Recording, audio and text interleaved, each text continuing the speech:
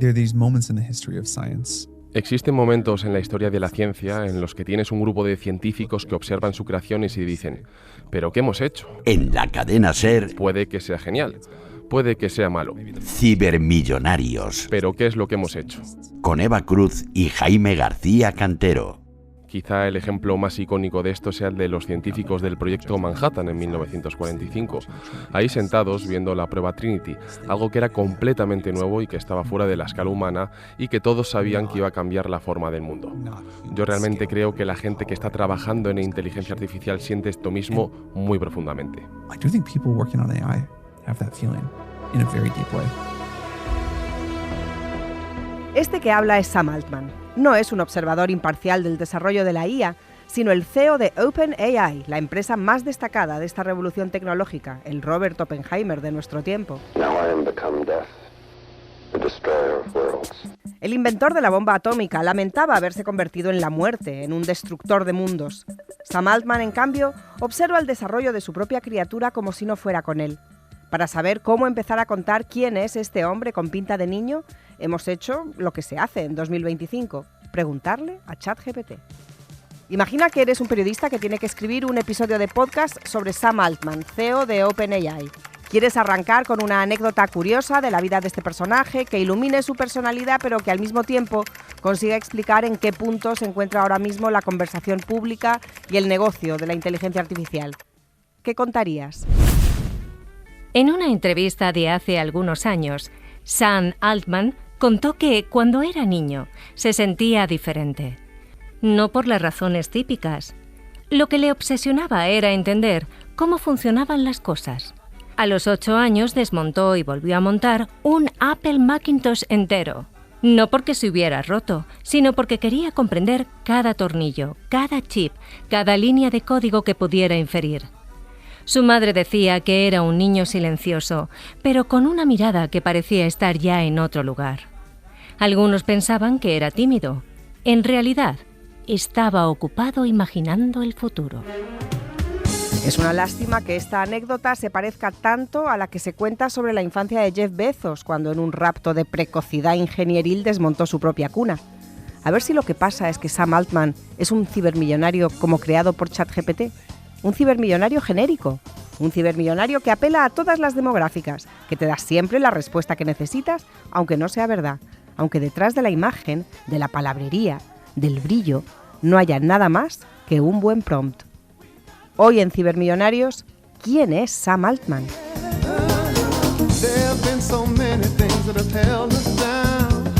Jaime García Cantero, hola. Hola, Eva Cruz. Bueno, sabemos que no hay quien lo pare, como cantaba Luther Vandross, pero ¿alguien sabe realmente quién es Sam Altman? Bueno, pues Sam Altman es el más joven de nuestros cibermillonarios, de todos los que hemos visto hasta ahora. Es un hombre blanco, como todos ellos, eso es poco novedoso. Es judío, como Zuckerberg. Es gay, como Peter Thiel. Desmonta ordenadores, como Jeff Bezos. Es curioso, porque siempre hemos pensado que esta ecuación de gay más judío sumaba demócrata, pero ahora esto no está tan claro. No. Él es del Medio Oeste y es famoso por llevarse bien con casi todo el mundo. Y esto tiene también mucho que ver con eso que decías antes, y esto que nadie sabe realmente qué es lo que piensa Sam Altman. Él, donde va, dice lo que quieren escuchar y es famoso por llevar siempre la corriente y hacer bastante la pelota a todo el que habla con él. Es un hombre muy, muy bien conectado, que empezó a invertir jovencísimo y eso le ha hecho ser un inversor casi antes que un emprendedor. Y, por supuesto, el dinero tiende finas líneas, pero robustas de contactos en Silicon Valley. Bueno, aquí ya saben que para entrar en el club de los cibermillonarios hay que vaciarse los bolsillos y declarar cuánto dinero se tiene. Le hemos pedido que haga inventario de bienes a nuestro compañero de la sección de economía de la SER, Edu Hernández. Sam Altman cuenta a fecha del tercer trimestre de 2025 con un patrimonio estimado por la revista Forbes de $2.300 millones, pero no tiene participación en el capital social de OpenAI. La empresa, que está a punto de ser la de mayor valor monetario del mundo, le paga un salario comparativamente modesto de $76.000 al año. El origen de la fortuna de Altman se remonta a 2012, cuando vendió su primera startup, Looped, una red social geolocalizada, por 43 millones, un dinero que invirtió en su propia empresa de capital riesgo. Deriva beneficios de sus inversiones en más de 400 empresas, entre ellas Reddit o la firma de fusión nuclear Helion. Además, es socio de la aceleradora de startups Y Combinator, de la que fue presidente entre 2014 y 2019. Jaime, Sam Altman no se va a beneficiar económicamente de la revolución tecnológica que supone la inteligencia artificial. Es que no me lo creo. Esto es difícil de creer, ¿no? Que una compañía que vale decenas de miles de millones de dólares no tenga ningún beneficio para su fundador, además de su enorme sueldo, que eso sí que lo está cobrando. Es muy interesante entender que Sam Altman está inmerso en más de 400 proyectos diferentes, que es una cifra brutal. Él fue el presidente de Y Combinator, la mayor aceleradora del mundo, la aceleradora que todo el mundo quiere ser y en la que todo el mundo quiere estar, y esto le ha dado acceso a un montón de proyectos.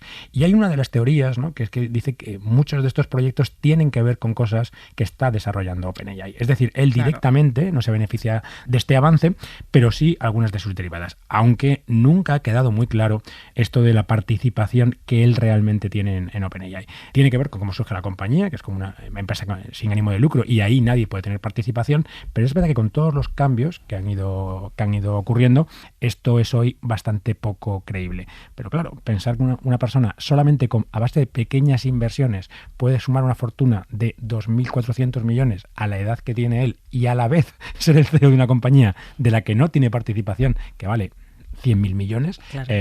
Creo que construye bastante bien el personaje. Hablábamos de los conflictos de interés de Altman y OpenAI y también de los riesgos éticos de algunas de las empresas en las que tiene participación. Por ejemplo, esa que escanea el iris. Dinero gratis no existe y encima están escaneando tu ojo.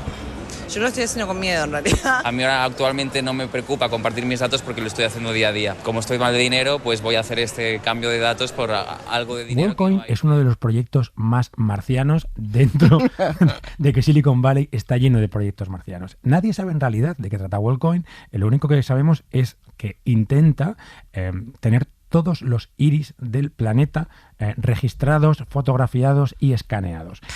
La idea fundacional, vamos a decir, la que plantea Sam Altman, es que él quiere poner un salario universal y que para ello necesita tener registradas a las personas, para un mundo futuro en el que convivamos con otras cosas. Lo que ocurre de momento es que tú escaneas tu iris y él a cambio te da unas cuantas criptomonedas. Lo más divertido de todo es que, como sabemos, porque ocurrió en Madrid, en Barcelona y en medio mundo, la gente hacía cola en los centros comerciales para recibir unos pocos criptodólares a cambio de su iris. Nos relacionamos con estas tecnologías de una forma muy ingenua, pero bueno, lo de vender tu iris fue una fiebre que duró poco. ChatGPT, en cambio, parece que está aquí para quedarse desde que apareció en nuestras vidas en noviembre del 22, cuando aún no sabíamos casi ni decirlo. Esta semana ha estallado la popularidad de un chat de conversación que se llama GPT. Hoy les presentamos a ChatGPT, el hermano mayor de Siri. Que es una inteligencia artificial capaz de recoger información, sintetizarla y expresarla por escrito de un modo humano. ChatGPT es lo que llaman un Large Language Model. ¿Por qué es una novedad tan bestia? Bueno, yo creo que es una novedad por varias cosas, ¿no? Los grandes modelos de lenguaje son los grandes simuladores del planeta. Esto lo explica muy bien Adela Cortina, ¿no? Son los reyes del como si.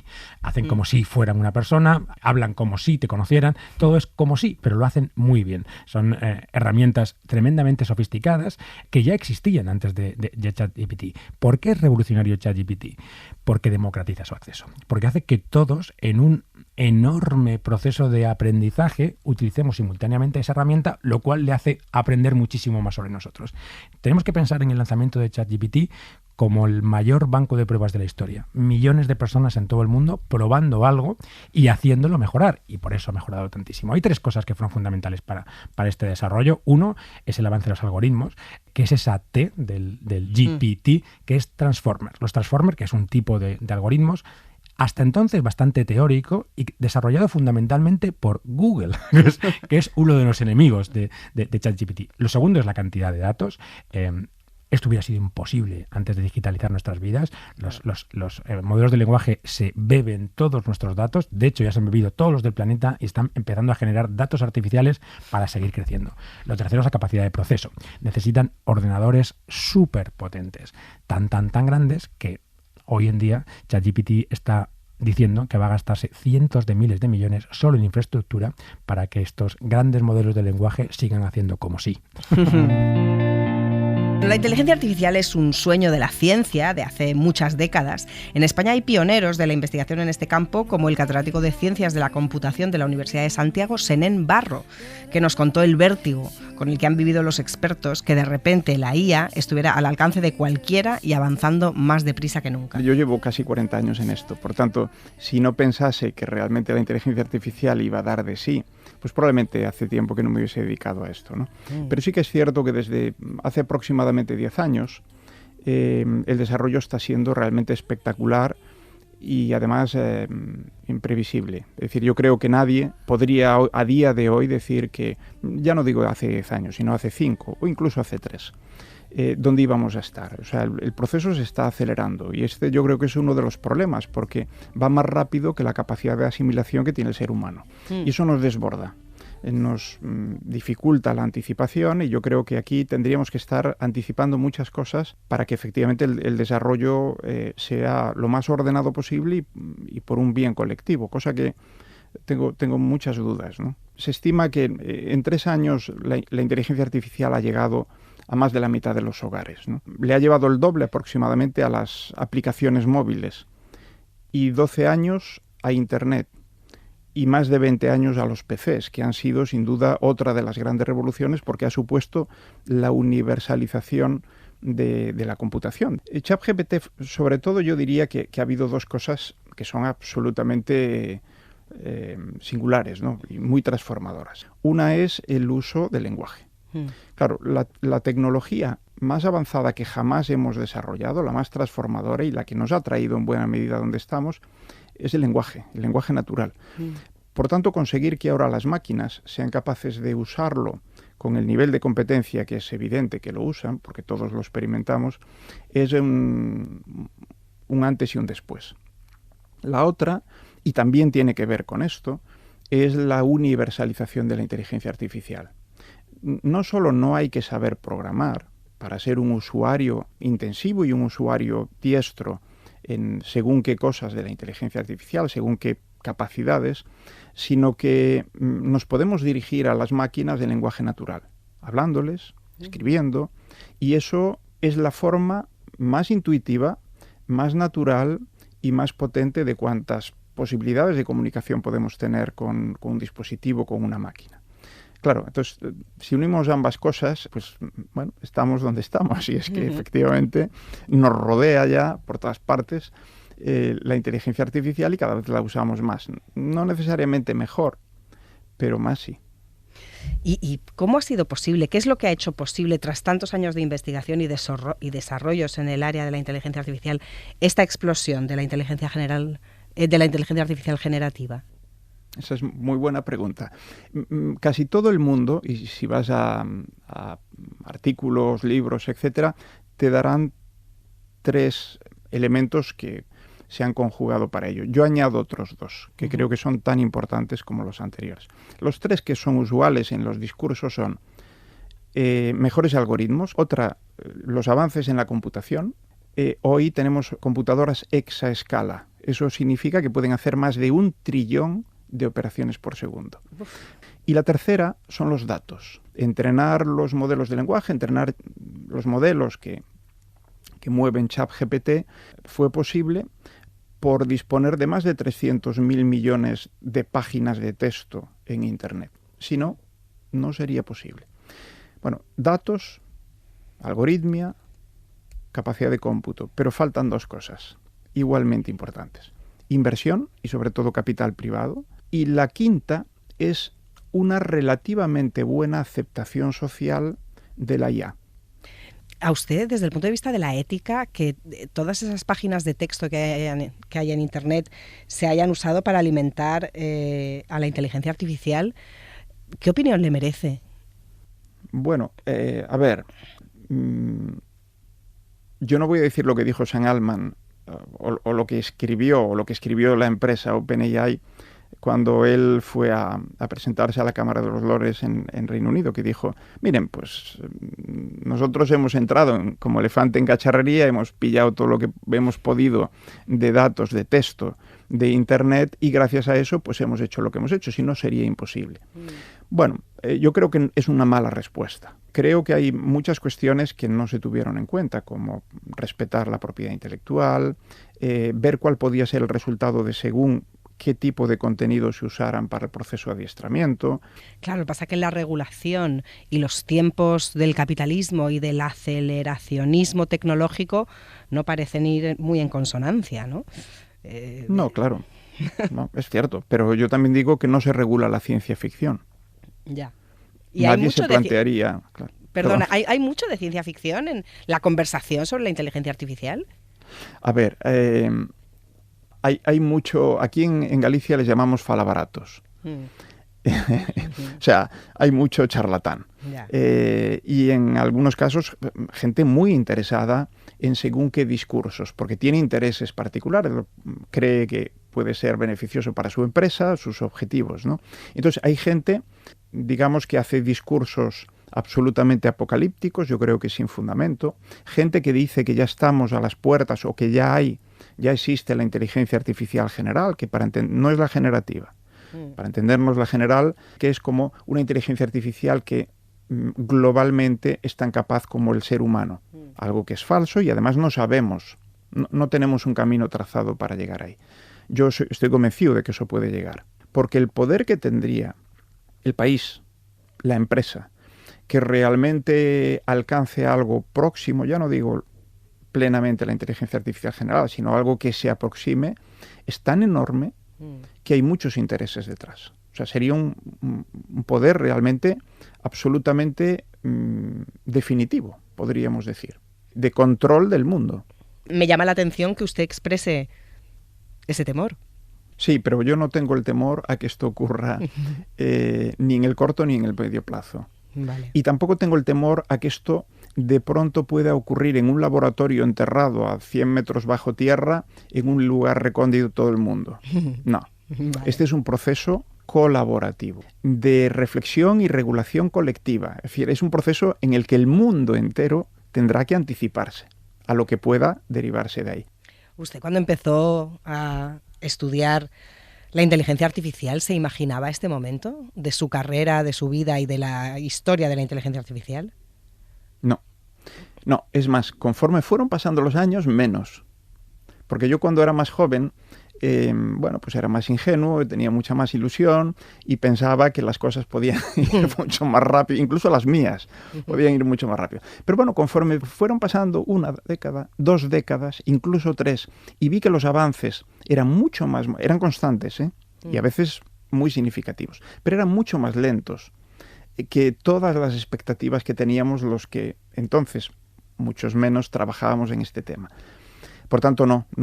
Y lo estoy viviendo con cierta preocupación, porque soy consciente de todos los riesgos que se pueden asociar a esta carrera frenética, pero desde luego para alguien que ha dedicado su vida a esto es muy ilusionante. O sea, yo vuelvo a ser joven. ¿Sí? Pues me encanta terminar en este punto, Senén. Aunque hay muchos elementos de inquietud con los que me quedo. Te puedo citar 3 o 4 telegráficamente. Sí, por favor. Desempleo tecnológico, delegación cognitiva, que es que vayamos delegando y perdiendo nuestras capacidades, por ejemplo, del habla o de la escritura, lo más preciado que tenemos. Democracia, todo lo que tiene que ver con la amplificación y la facilitación de la desinformación. Dependencia tecnológica, lo que he dicho antes, ya existe, pero conforme unos pocos y cada vez menos lideren y se distancien en el desarrollo de estas tecnologías inteligentes, más dependencia tendremos todos los demás, hasta puntos que ni siquiera quiero imaginar. La respuesta, de Frederick Brown, publicado en 1954. Duarev soldó solemnemente la última conexión, con oro. Los objetivos de una docena de cámaras de televisión lo estaban observando y el subéter se encargó de llevar por todo el universo una docena de imágenes diferentes del acontecimiento. Se concentró, hizo un gesto con la cabeza a Duar Rein y este se colocó enseguida junto al botón que establecería el contacto. El conmutador pondría en relación con un solo clic todos los ordenadores de todos los planetas habitados del universo. 96 billones de planetas en un gran circuito que los transformaría en un gigantesco superordenador, un monumental monstruo cibernético que reuniría el saber de todas las galaxias. Duar Rein habló unos instantes a los trillones de seres que lo observaban y lo escuchaban, y tras un breve silencio, anunció: Y ahora, con ustedes, el doctor Duar Eb. Duar Eb giró el conmutador. Se oyó un potente ronroneo, el de las ondas que salían hacia 96 billones de planetas. Se encendieron y apagaron las luces en los 2 kilómetros que componían el tablero de control. Duar Eb dio un paso hacia atrás, respirando profundamente. Es a usted a quien corresponde hacer la primera pregunta, señor Rein. Se volvió hacia el gran ordenador. Gracias. Haré una pregunta que nunca pudo ser contestada por las máquinas cibernéticas sencillas. Un silencio expectante recorrió la sala y todos los ojos se clavaron en la supercomputadora. ¿Existe un dios? La voz poderosa, grave, contestó sin titubeos, sin el menor temblor. Sí, ahora existe un dios. En ese momento un rayo cayó del cielo impactando en el ordenador. El cortocircuito resultante inutilizó para siempre el interruptor de apagado. El miedo que le tenemos a la IA es el mismo miedo que explora Frankenstein o el miedo que explora 2001, una odisea del espacio.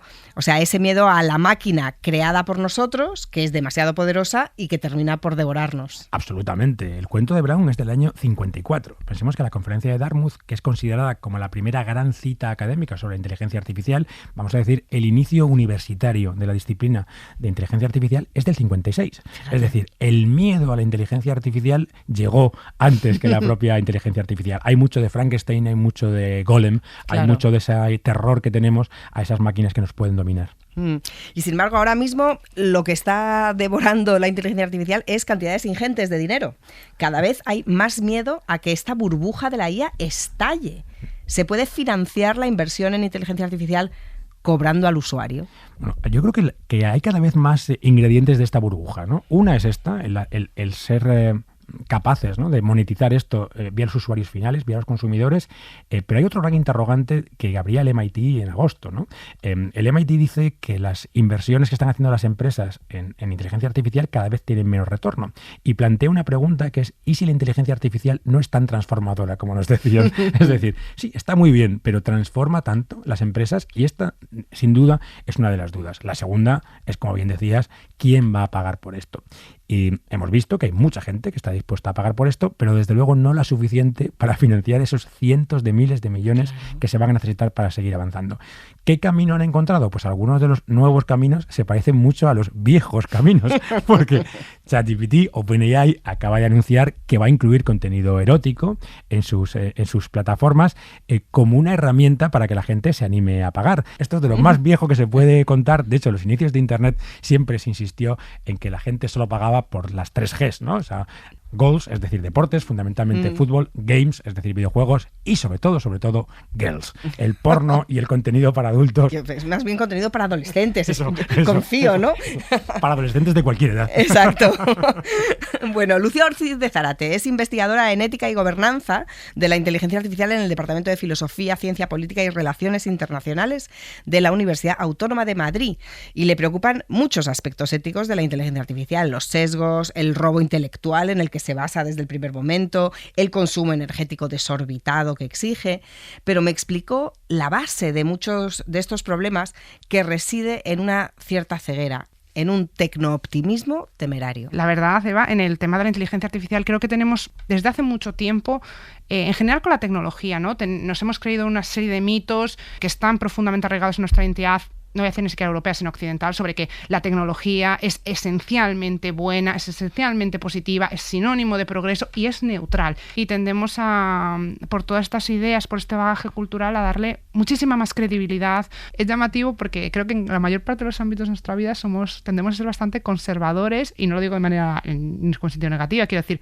tendemos muchas veces a priorizar la pareja que tenemos, somos muy precavidos a la hora, y con razón, de cambiar de puesto de trabajo, decisiones que implican dinero, ¿no? Somos conservadores en todos los ámbitos de nuestra vida, menos en la tecnología, menos en la inteligencia artificial, que nos hemos lanzado a la piscina absolutamente, como pensando que sí o sí, de alguna forma, sus beneficios acabarán superando a sus posibles daños, ¿no? Pero la tecnología, por eso no es un sinónimo de progreso. Solo la tecnología democrática, solo la tecnología realmente ética nos va a traer una sociedad mejor, que tiene que ver con una mejora de nuestras condiciones de vida, materiales, en materia de derechos políticos, libertades. Una inteligencia artificial que no es ética desde el origen, por ejemplo, va a contribuir o no a lo que te decía, a aumentar o disminuir nuestra libertad. Una inteligencia artificial que disminuye nuestra libertad no es una inteligencia artificial progresista. Una inteligencia artificial que reproduce sesgos de género no es una inteligencia artificial progresista, en el sentido de que no nos va a traer una sociedad mejor. Y es algo que nos reflexionamos. No cualquier tecnología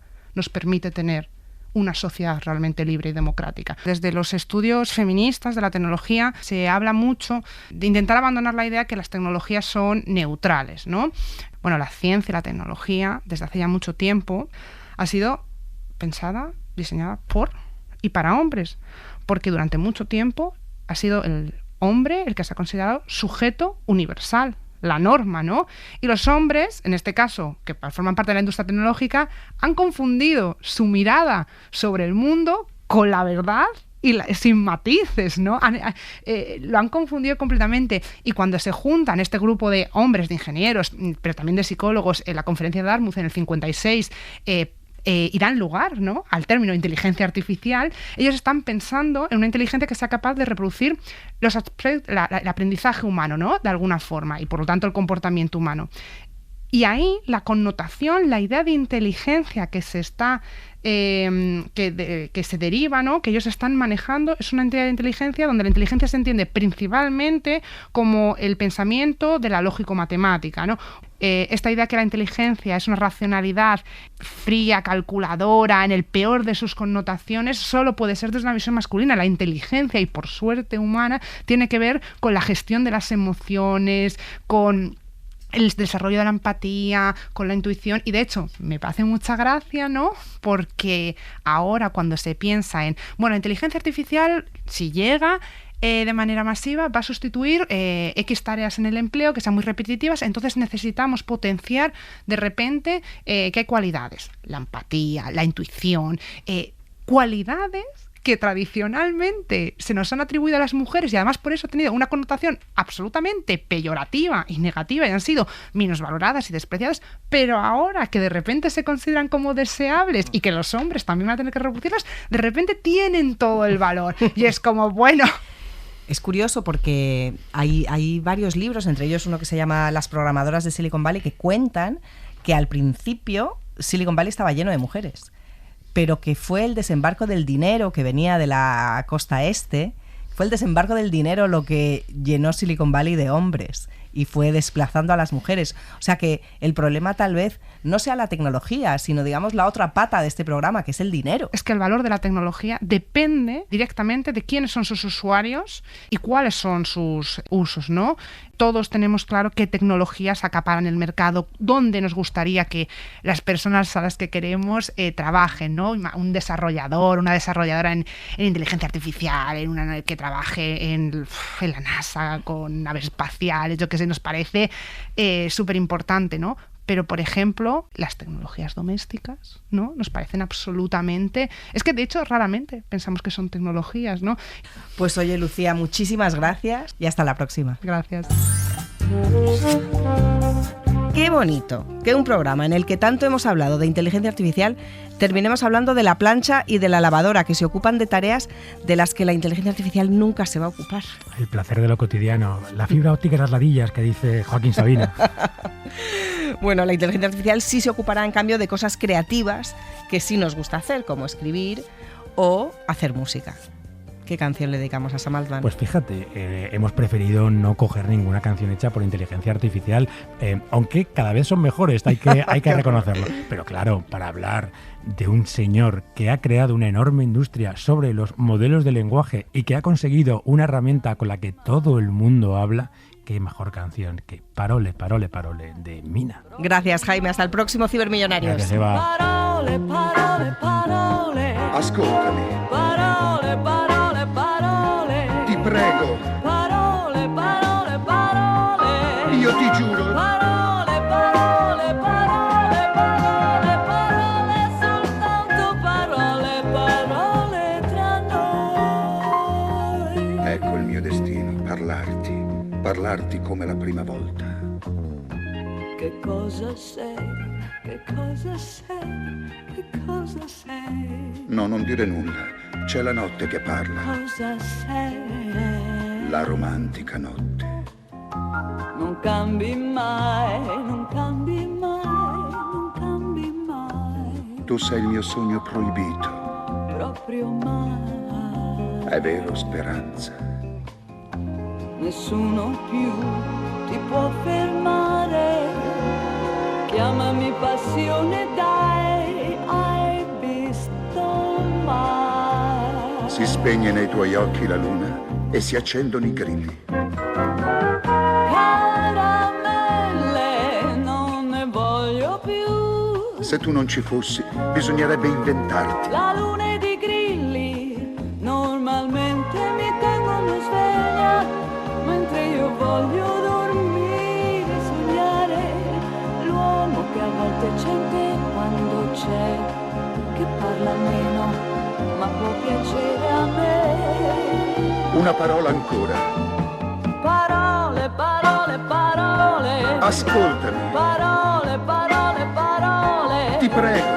Parole, parole, parole. Io ti giuro. Parole, parole, parole, parole, parole, soltanto parole, parole tra noi.